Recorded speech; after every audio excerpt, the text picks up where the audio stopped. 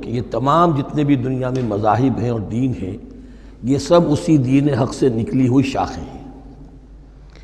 دین حق سے پگڈنڈیاں مڑی ہیں، صراط مستقیم سے پگڈنڈی مڑی ہے، کوئی بہت دور نکل گئی اور اس کا یوں سمجھیے کہ پہچانی ہوئی صورت بھی پہچانی نہیں جاتی، اتنی دور ہو گئی کہ اس کا اس دین حق کے ساتھ اب کوئی رشتہ نظر ہی نہیں آتا۔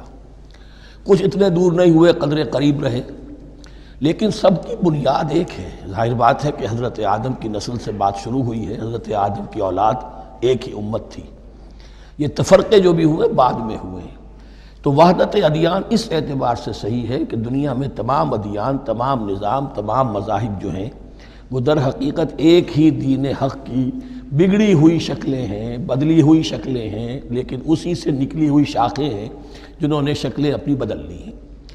غلط حصہ یہ کہ اب جو یہ سب کچھ موجود ہے ان کو ایک کہنا یہ جہالت ہے۔ اب ان کو ظاہر بات ہے کہ ان کی شکلیں اتنی ہو چکی ہیں مختلف ایک دوسرے سے، اور اتنی ان میں تحریفات ہو چکی ہیں، اتنا تغیر و تبدل ہو چکا ہے کہ اب ان کو ایک کہنا موجودہ شکل میں یہ در حقیقت فتنہ ہے اور جہالت ہے۔